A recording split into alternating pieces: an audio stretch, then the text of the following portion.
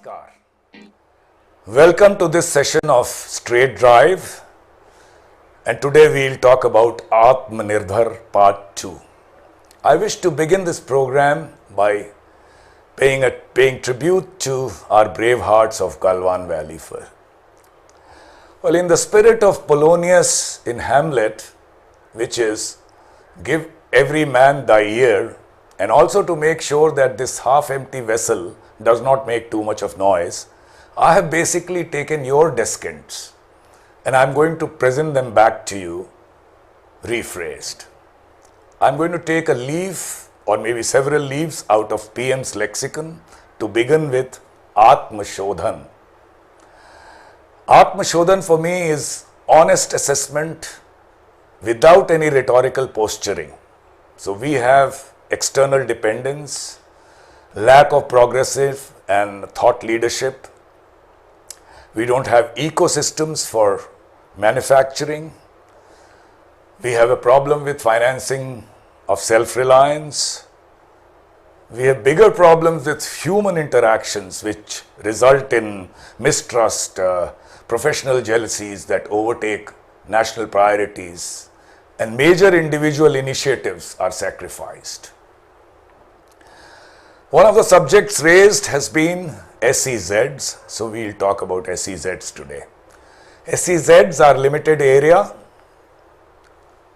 with one management, relaxed business and trade policies, separate custom area for duty benefits, streamlined procedures, and special fiscal policies for taxation, tax holidays, even labor regulations, basically to create jobs, bring in investments and FDI, improve trade balance, and above all, develop an ecosystem of manufacturing. So we have had 418 approved SEZs, 351 have been notified, and only 232 out of these are operational. Denotification is on the rise and there are hardly any new applications. Basically, the interest in SEZs has evaporated. 59% of the operating SEZs are in the IT or ITE and little bit of electrical hardware sectors, 5% in chemical and pharma, 5% in engineering, and so on. 82% of these SEZs are based in only 7 states, 5 of the southern states and Gujarat and Maharashtra. 2/3 of exports of SEZs comes from IT and IES SEZs and to some extent from petrol sector. As far as boosting of manufacturing through large multi-product SEZs is concerned, it's more or less absent. Well, exports from SEZs have gone up significantly from rupees 10,000 crore in 2001 to rupees 7 lakh crore today. But at the same time, the share of SEZs in the India's basket of exports has gone up from 5% to 30%, which is like placing your fruits from one basket to another. Some of these SEZs have a very high import intensity. So friends, 50 years back, India set up Asia's first SEZ in Kandla. And today we don't have a really shining SEZ.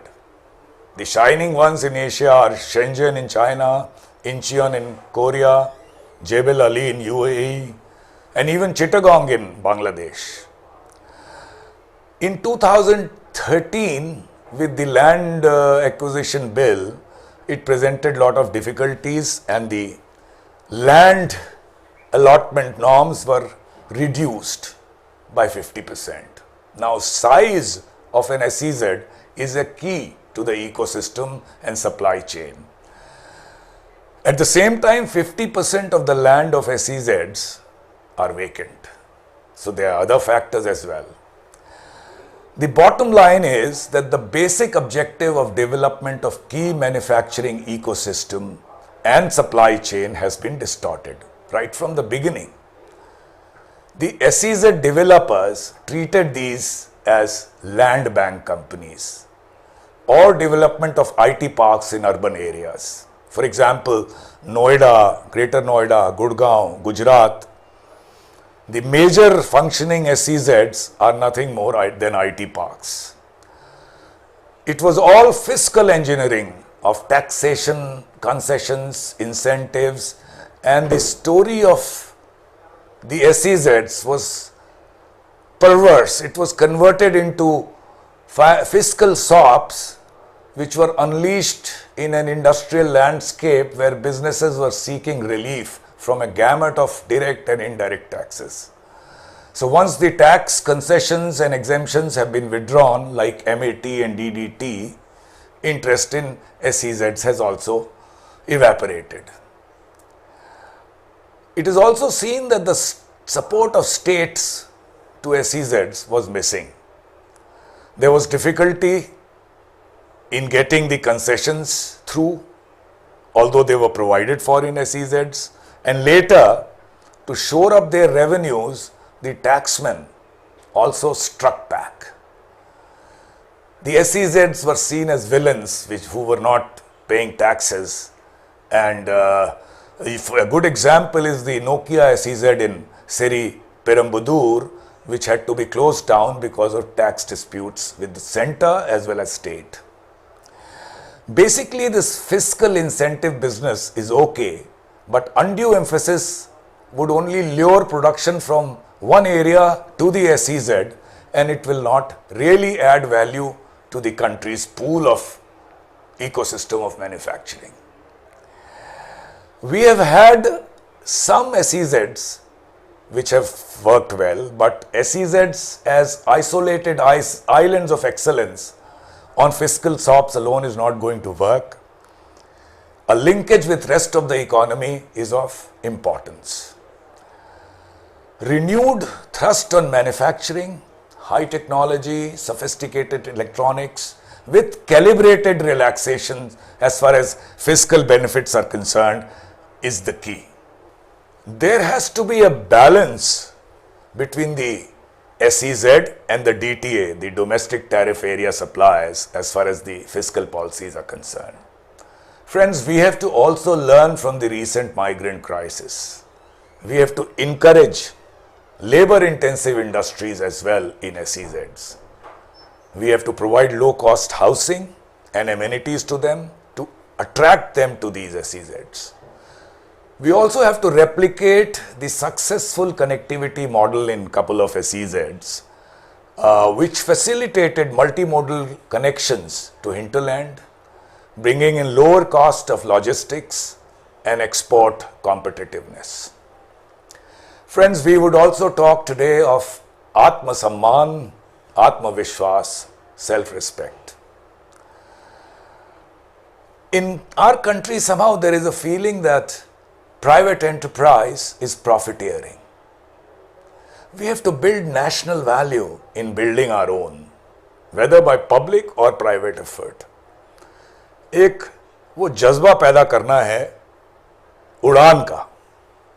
Iqbal का एक शेर है कि ये तायरे लहोटी, उस risk से मौत अच्छी कि जिस रिस्क में आती हो परवाज पे कोताही. We have so many youngsters here, young minds who are ready to take flight, and we have to support them. Support from government and support from enterprise. They have to try, and what areas and how.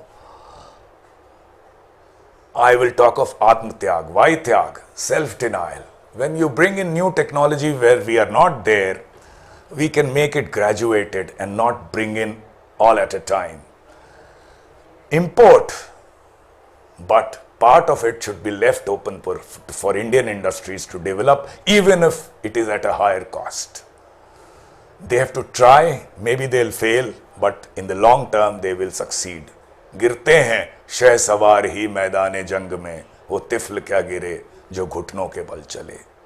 And why am I calling it self-denial or Atma Tyag? Because we are giving up bringing these technologies at a faster rate. And that will ensure that our homegrown technologies will also come up in a matter of 2 years, 3 years, 4 years, 5 years.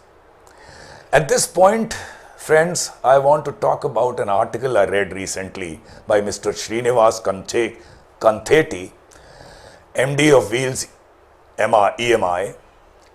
Well, he says that this discourse on unfair practices by China is all fine, but he wanted to talk about an industry in which China was beaten. When he was HR manager for Bajaj Auto, he used to visit prime engineering colleges for campus interviews, and there he was told that the first preference is for technology companies. And what was technology? IT. When he asked them that designing and manufacturing in auto sector, what is that? He was told that is bracketed as manufacturing. Well, he said that he would hire the best minds, not necessarily from prime colleges, but even to colleges where students were not so comfortable in English, spoke in vernacular, but their minds had this emotion of flying and designing. And this way he built up his R&D. Another company, TVS, also did the same. And riding on this robust R&D base that they built, they were able to beat China, first in India, then later in Africa and even South America. They fielded their product between the high-priced Japanese motorcycle and the low-priced shoddy Chinese products, and they were able to show to the customers that at a higher price than Chinese, their product had better quality.